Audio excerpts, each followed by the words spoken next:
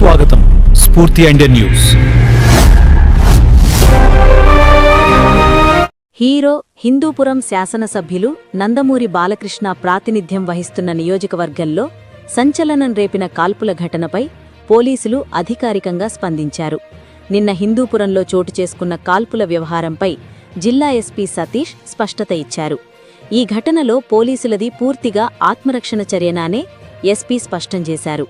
హిందూపురం పట్టణంలో రౌడీ షీటర్గా గుర్తింపు ఉన్న నాగేంద్రను అరెస్టు చేసేందుకు వెళ్లిన సమయంలో ఈ ఘటన చోటు చేసుకుందని పోలీసులు వెల్లడించారు. రౌడీ షీటర్ నాగేంద్రపై ఇప్పటికే పలు క్రిమినల్ కేసులు నమోదై ఉండటంతో అతన్ని అదుపులోకి తీసుకునేందుకు సీఐ ఆంజనేయులు ఓ కానిస్టేబుల్తో కలిసి అతడి వద్దకు వెళ్లారు. అయితే అరెస్టు చేసేందుకు ప్రయత్నించిన పోలీసులపై రౌడీ షీటర్ నాగేంద్ర అకస్మాత్తుగా కత్తితో దాడికి ప్రయత్నించాడని ఎస్పీ సతీష్ తెలిపారు. ఈ క్రమంలో తమ ప్రాణాలను కాపాడుకునేందుకు, పరిస్థితిని నియంత్రించేందుకు సీఐ ఆంజనేయులు కాల్పులు జరపాల్సి వచ్చిందని వివరించారు. పోలీసులపై దాడి తీవ్రంగా మారడంతో ఇతర మార్గం లేకే ఈ చర్య తీసుకున్నామని ఎస్పీ స్పష్టం చేశారు.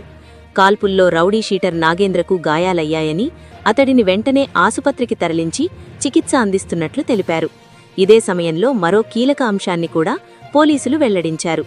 రౌడీ షీటర్ నాగేంద్రపై ఆంధ్రప్రదేశ్తో పాటు కర్ణాటక రాష్ట్రాల్లోనూ పలు కేసులు నమోదై ఉన్నాయని, అతడు గత కొంతకాలంగా పోలీసులకు చిక్కకుండా తిరుగుతున్నాడని తెలిపారు. ఈ ఘటనపై పూర్తిస్థాయి దర్యాప్తు కొనసాగుతోందని, పోలీసుల చర్యల్లో ఎలాంటి తప్పిదం లేదని, చట్టబద్ధంగానే కాల్పులు జరిగాయని ఎస్పీ మరోసారి స్పష్టం చేశారు.